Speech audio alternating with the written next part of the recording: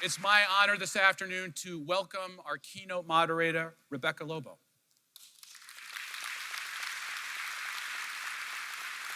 Rebecca, as a team captain, led the UConn women's basketball team to a perfect 35-0 season and began what has become UConn women's basketball dynasty.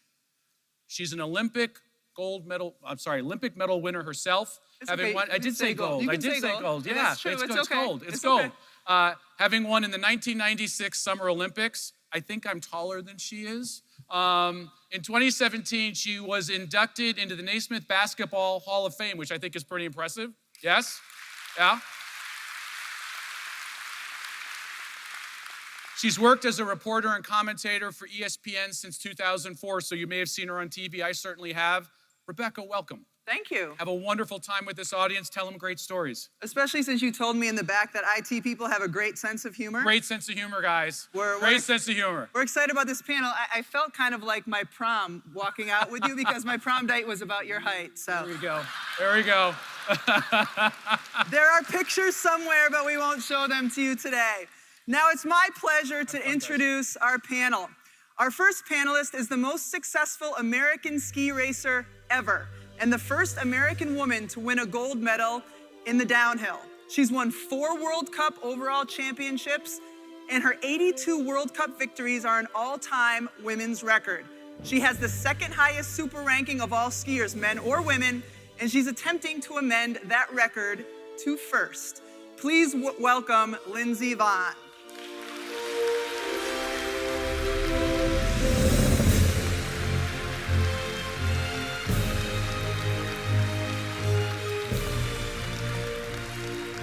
Our next panelist's family business is hockey. They're twins. Monique scored the game-tying goal in the finals of the 2018 Winter Olympics. Her sister Jocelyne scored the game-winning goal with her "oops, I did it again" signature shootout move. They both have a gold and 2 silver Olympic medals. Please welcome Monique and Jocelyne Lamoureux.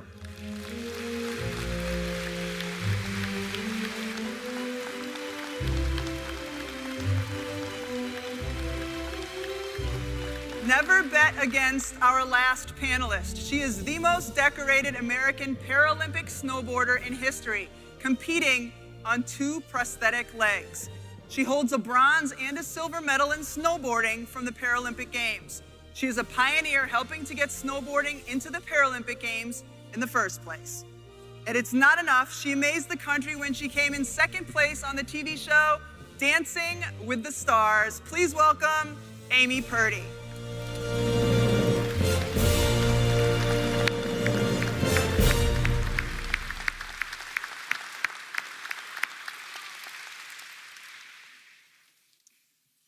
Now, the overall theme of this conference is success. And behind the success of women like these women up here, 12 Olympic medals amongst these women, are the people. So I want to start with your stories, because people know you from winning your Olympic medals and from what you've done for you on the slopes. But how did you get there? What is the backstory of how you got to that point? I mean, it was a lot of sacrifice. It was a lot of years of working hard, and for my family especially, it was a huge sacrifice. I'm the oldest of 5 kids, and my family moved from Minnesota to Colorado so that I could pursue my skiing career at the age of 11. So it was definitely a big move for us. My parents cashed out their retirement funds. You know, we definitely were in a bit of a jam with our financial situation, but my parents made it work, and I kept working hard. You know, I had a plan to make the Olympics in 2002. I would be 17, and I hatched that plan with my father when I was about, 11 or 12 years old. So we had a plan I set out to achieve, and we just worked hard to get there. So I'm not disappointed that I made those sacrifices. It was all worth it. I've had some amazing experiences in my life, and it's definitely been hard work, but like I said, it's worth it. Well, Jocelyne and I come from a pretty big family, so we have 4 older brothers, and we're all born within 5 years of each other. If you just want to let that sink in for a second. Our poor mother. So we grew up in a large family and had a pond across the street growing up. And so we just all gravitated towards playing hockey. We played many sports, but the one thing we always wanted to do is play with our brothers and do whatever they were doing. And so from a very young age, we learned how to always work our hardest and put our best effort forward, no matter what we were doing, just because that's what we had to do in order to keep up, because if we didn't, they wouldn't let us play with them. And then we actually went to a boarding school when we were in 9th grade, because we didn't really have a lot of opportunities to play girls hockey growing up, because there just wasn't teams where we were from. So from there, we went to a boarding school, Shattuck St. Mary's, just outside of Minneapolis, and probably the greatest opportunity that we were given in our hockey careers. And then started off on the national team, but I'll let Jocelyne tee up the rest of it so I don't say it all for her. Yeah, I think just our family life just kind of was inherently competitive. Just trying to get to sit in the shotgun in my mom's van was a race, and just everything was a competition. But we grew up in a big family, and it was very much a team situation, and so it was just kind of natural that we fell into a team sport. But like Lindsey said, you make these sacrifices, but I think it's more just a part of the process, and the steps that you have to take to achieve something great is something that we're all familiar with. And it's not, when you're going through it, you don't really see it as a sacrifice. It's more of, this is what I need to do if I want to get to this point. And so there's been a lot of decisions made to help us get to where we are. But I think, when you're trying to achieve something that a lot of people don't have an opportunity to do, it's filled with decisions that a lot of people, I think, would view as sacrifices. So I grew up in Las Vegas, and unlike these ladies, I didn't grow up as an athlete, actually. I grew up and I was an artist, and I painted, and I liked to snowboard, but it wasn't really a sport that I trained for. It was just something that I loved to do. And my plan was to travel the world and snowboard and just see different parts of the world. And at the age of 19, I ended up contracting something called meningococcal meningitis, where I ended up losing both of my legs below the knees. And I ended up also having a kidney transplant and kind of being in the hospital for 3 months fighting for my life. And my life completely changed forever. And I had to rethink the way that I lived my life and the goals that I had in my life. And I had no idea what my life was going to be like. But through a lot of creativity and a lot of hard work, I ended up snowboarding again and starting a nonprofit organization called Adaptive Action Sports with my husband, where we can help other people with physical disabilities get involved in action sports and go on to do the Paralympic Games and help to get snowboarding actually into the Paralympic Games. And then go on to write a New York Times bestselling book and all types of different projects. But kind of the same thing, a lot of passion, a lot of hard work, a lot of sacrifice, but it doesn't feel like a sacrifice at the time because you're so passionate about what you're doing. And I think that's what got me on my legs again and has gotten me to where I'm at today. One thing that was fascinating that you were telling me a little bit earlier, the rest of us, for me, getting ready to play basketball, all right, I got a new pair of shoes. It might be skis or skates. When you wanted to learn how to snowboard, you had to build your legs. Can you explain and tell that story? Yeah, so when I started looking into snowboarding again with 2 prosthetic legs, I called every ski school across the country and asked if they've ever worked with a double-leg amputee snowboarder before, and they said, no, you should mono-ski, just take your legs off and sit in a mono-ski. And I thought, well, I'm not a skier, I'm a snowboarder, and I want to use my legs. And I remember getting up on the snowboard for the first time in 2 prosthetic legs. My ankles wouldn't bend and my knees wouldn't bend. At one point, I fell and my goggles went one way, my gloves went the other way, and my legs, still attached to my snowboard, went flying down the mountain. And meanwhile, I was still sitting on top of the mountain, completely embarrassed. And I remember actually hearing this lady scream from the chairlift because she just saw somebody break into pieces on the mountain. And which I'm sure she racked up years of therapy bills after that. But I was so discouraged, and all of a sudden I'm thinking, gosh, these detachable body parts are not staying attached to my body, and my ankles wouldn't move the way I need them to.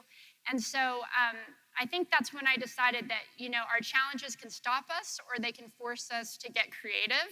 And so I went home, I did a year of research, still couldn't find any kind of legs that I can snowboard in. So I decided to make a pair myself. My leg maker and I, we took random parts and pieces. We took like a foot from one brand and an ankle from another brand and turned it backwards. And I had this idea of how I needed my feet and my ankles to work. And we used a lot of wood and rusted bolts and pink duct tape and ended up basically like creating this Frankenstein foot that I ended up being able to snowboard in, and because nobody else was going to do it for me. And everybody had told me up to this point that they didn't know if double leg amputees could ever snowboard. And I just kind of figured, well, maybe it's because they haven't figured it out yet. Nobody's really put the effort in to try to figure it out. And so I did that, and then after that, ended up starting this organization with my husband where we're able to help other people with disabilities learn to snowboard, and we get them equipped with their legs and their feet. And now, I don't make their feet out of pink duct tape, but just mine, so. It really is amazing. I mean, plenty of people have tailors.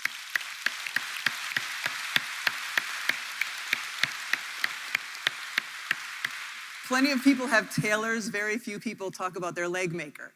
Yeah, and the pink duct tape. When I played in the Olympics in 1996, and that was held in Atlanta, and throughout the city of Atlanta, there were these huge billboards. I don't remember who put them up. I don't know if it was a Nike campaign or what. And the billboard said, "You don't win silver, you lose gold." Pretty absurd, actually. But it gets me to my question is, how do we define success? How do each of you define success? You won a bronze medal in the last Olympics and looked like the happiest person through your tears on the slopes. How do each of you define success? Success is about how much effort you put in and doing the best job that you can possibly do. I was happy with bronze because I had gone through so much with all of my surgeries and all of my injuries, and I have worked as hard as I possibly could have worked over the past 8 years since I was in the last Olympics.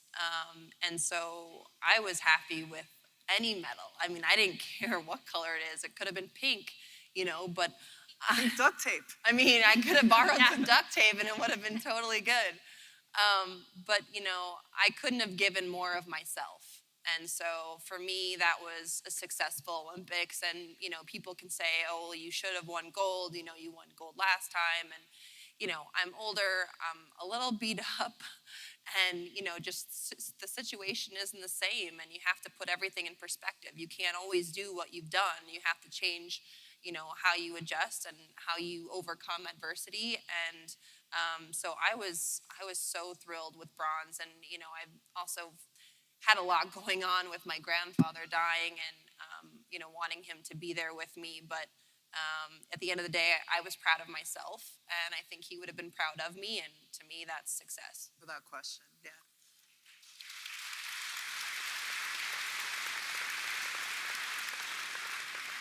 Yeah, so we've won 2 silver medals, but that billboard kind of sinks in with us when we get our Olympic medals, it's a little bit different. So we've been in 10 gold medal situations between World Championships and Olympics, and we've played against Canada for all 10 of them.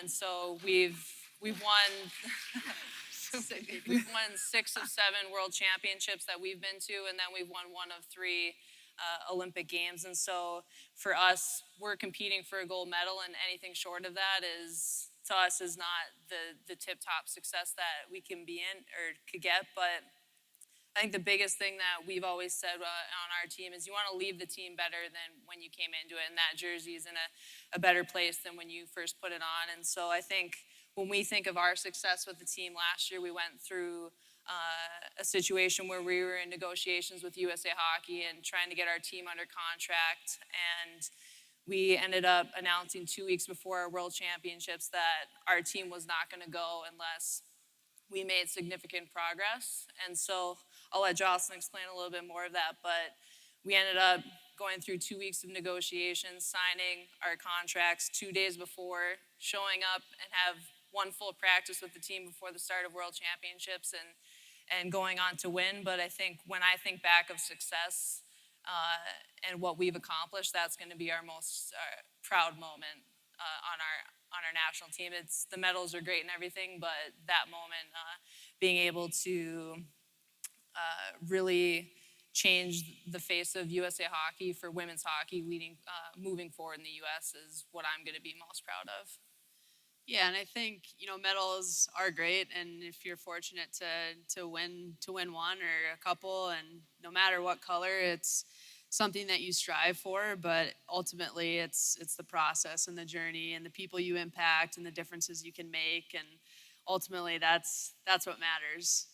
It's the impact you can make, especially I think on the younger generation. And I think we like to define our careers by outside of a hockey rink, not necessarily by games won and lost or medals won and lost, but how many people we've impacted along the way is how we kind of define our success. And definitely don't want, in 15 years to just be remembered for a shootout goal or one medal that we won. Definitely the bigger picture is how we define success. It's a pretty good shootout goal, though. Yeah, thanks.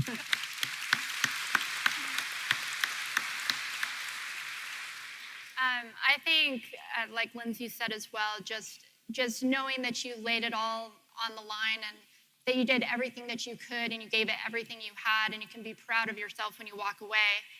And this last year, I won a silver, which was an upgrade from the bronze that I won in Sochi, so I was incredibly proud of that. And I just came back from a major injury as well, so outside of having 2 prosthetic legs and being the only double leg amputee female competitive snowboarder, I came back from a major arm injury, a nerve injury this year. And it made me kind of have to think of things differently. Like, I wasn't going to be the first person pulling out of the start gates. I wasn't going to get ahead that way. So I had to start thinking about strategy and my headspace and my mental space and kind of my whole mental game and what I needed to do to get ahead. And I'm competing against girls who are half of my age as well and who have one good leg or have both of their legs. So I kind of had a lot that I was going up against. But I kind of focused on my mental space and being as calm under pressure as I could be and trying to use that pressure to get ahead and use it to my advantage. And it ended up playing out. And I kind of set out this goal of how I was going to ride that day during the Paralympics. And I wanted to be calm and I wanted to be collected and I wanted to be able to think in the moment and not make stupid choices. And I was able to really breathe and kind of meditate and stay in this really calm space and come out with a silver medal, which was higher than I've come out before. It's been a long time since I've won a gold medal. So for me, I went out there and I did everything that I decided I was going to do. And so I can be proud of that.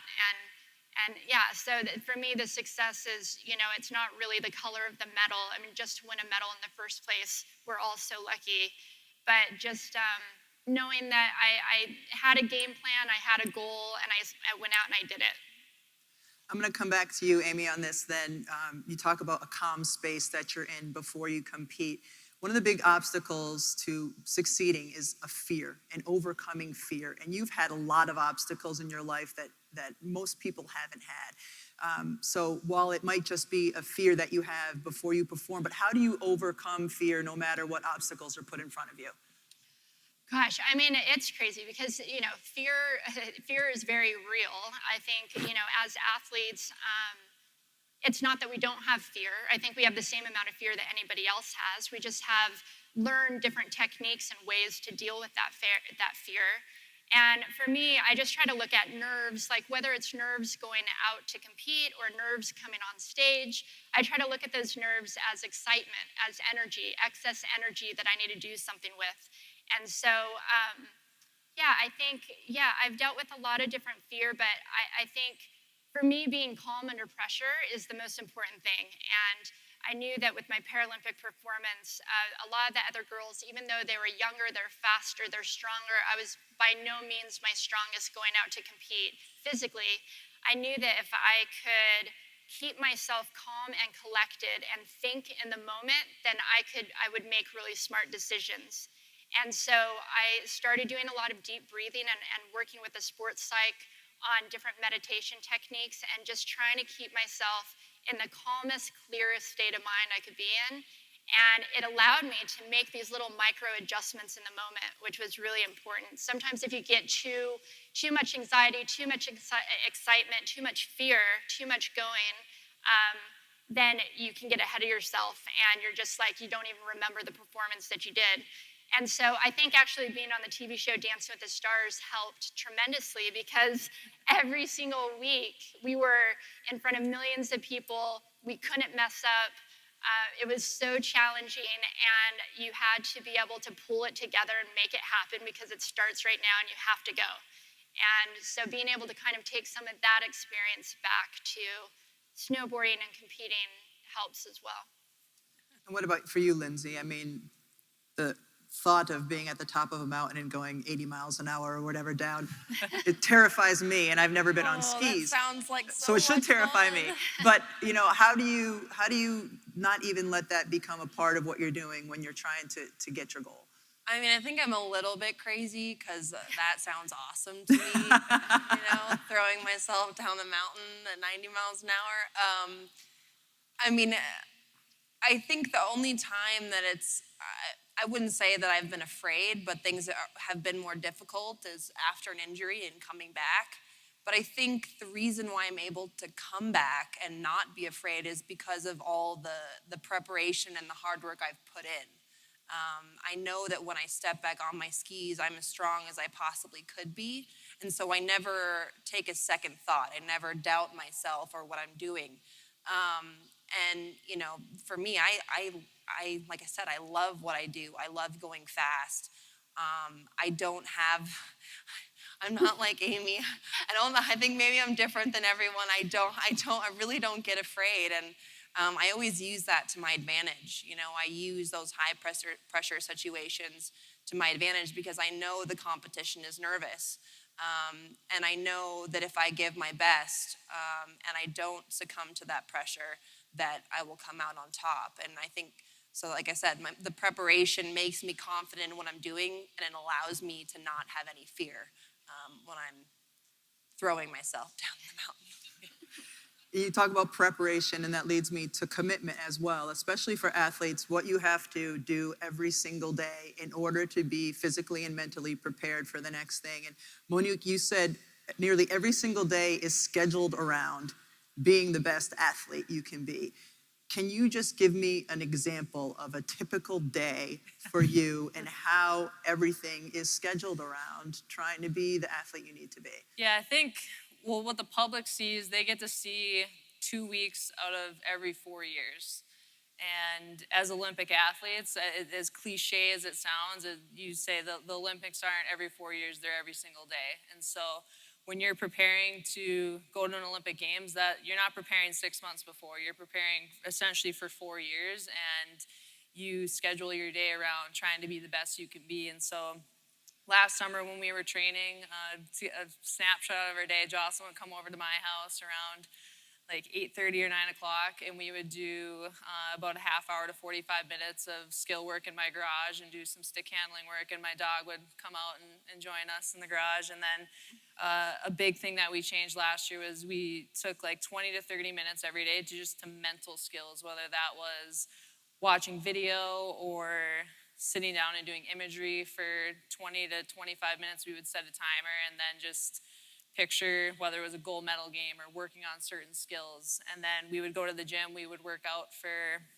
and train for about 2 hours probably, 2 to 2.5 hours.